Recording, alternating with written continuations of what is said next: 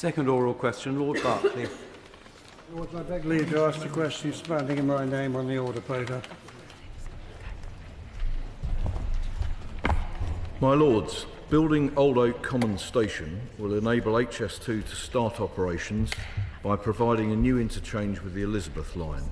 Without it, HS2 can't open. The complex construction work can't be delivered without some disruption to the Great Western Main Line. It will require a mixture of overnight and weekend possessions and some limited use of full closures. Industry partners are reviewing plans to ensure disruption starts no earlier than it needs to, is minimised during construction, and that any journey time impacts, both during construction and future operation, are limited. I'm grateful to my noble friend for that explanation, but is he aware that 4 of the 8 platforms to be built on the Great Western are for intercity trains which come from from Bristol, Swansea and the South West? And there seems to be no idea of how many people would want to get off a train from Bristol and change at Old Oak Common to get to Birmingham, because there's a perfectly good service called Cross Country. Why is it necessary to have the 4 intercity platforms built at all, and how much money would be saved if they were not built? I have to give your lordships a brief description of railway geography in West London. The Great Western Main Line at Old Oak Common has 2 pairs of tracks. One is called the Main Line, one is called the Relief Lines. The Elizabeth line now runs on the relief lines, and as my noble friend says, the Great Western Main Line trains run on the main lines. However, 2 of those 4 tracks sometimes close for maintenance, and if it were not the case that platforms are built on the main lines, even in the interim period before HS2 provides the full service that it one day will, it would mean that the station couldn't be operational because Elizabeth lines could not stop on the main. Elizabeth line trains could not stop on the main lines. So it is essential to have platforms on both sets of tracks, and in the long term, when HS2 is operational and serves a whole variety of destinations to Northern England, stopping Great Western Railway trains there will be useful to railway passengers.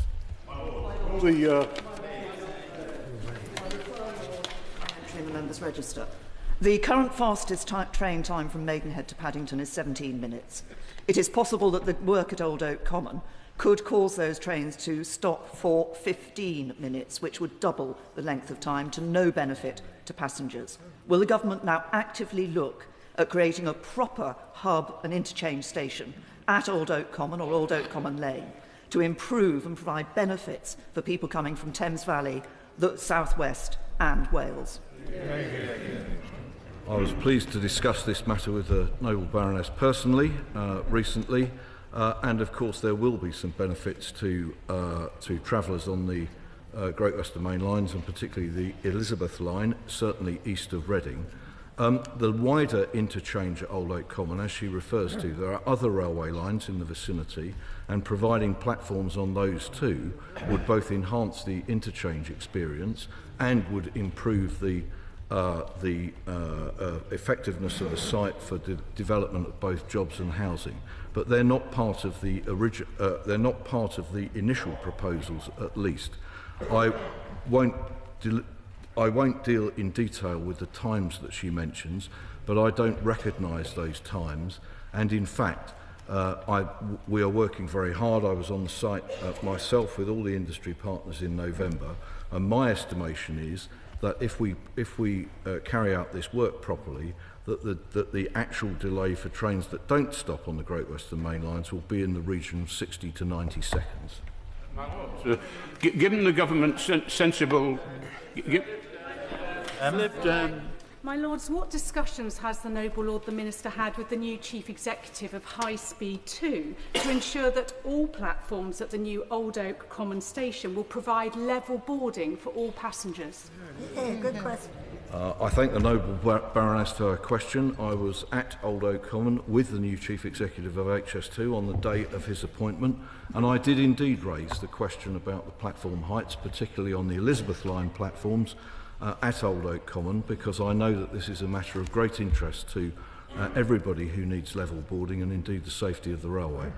That discussion is not concluded, but the point she's making is very clear to me, and I intend to pursue it. My Lords, given the government's sensible decision to restore Euston as the terminus of HS2, Common really necessary, given the fact that there will be a lot less passenger interchange arising from that government decision. And would it really take 7 years, as been reported, for this work to take place if it actually does?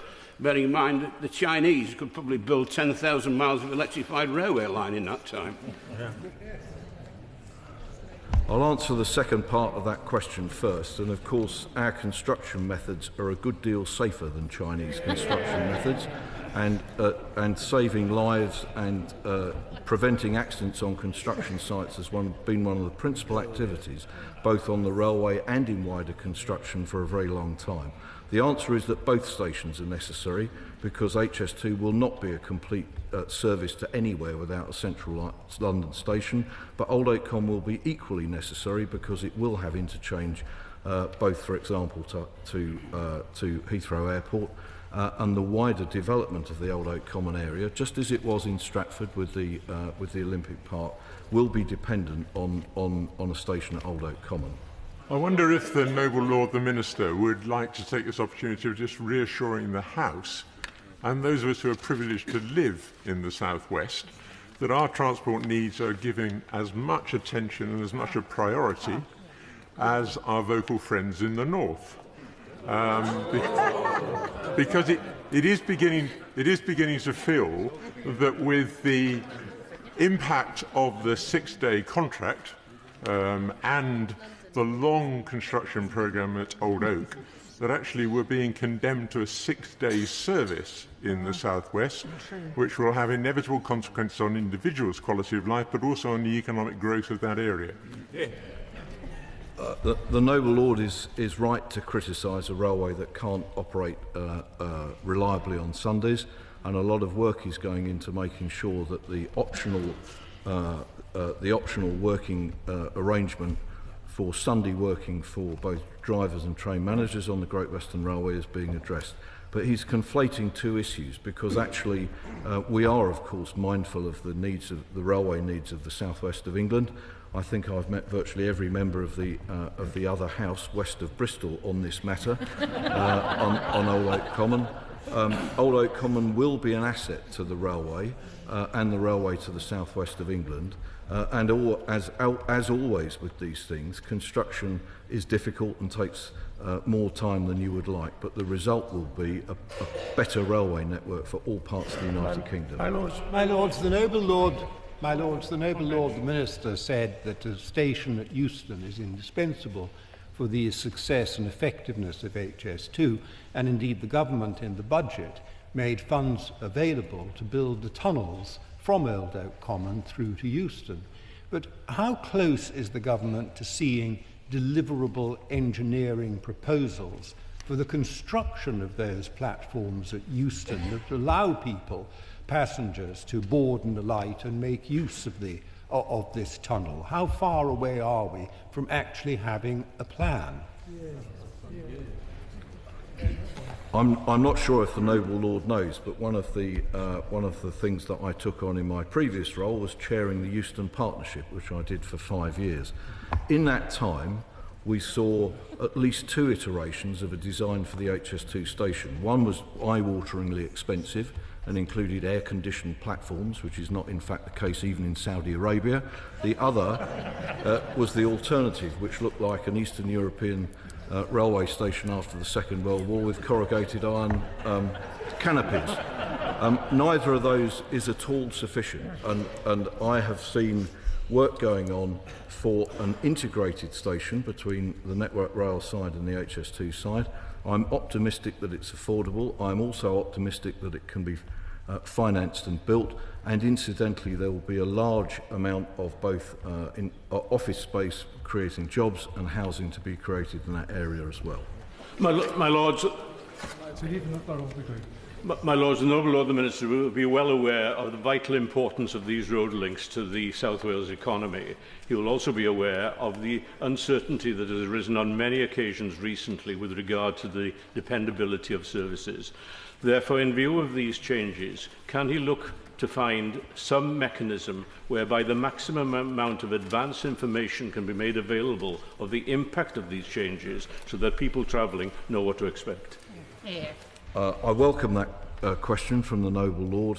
One of the issues that arose was quite clearly that a number of members of the other House had not received information about the closures in November and at Christmas and the New Year, and I spoke to the Managing Director of Great Western Railway in order that that information was shared.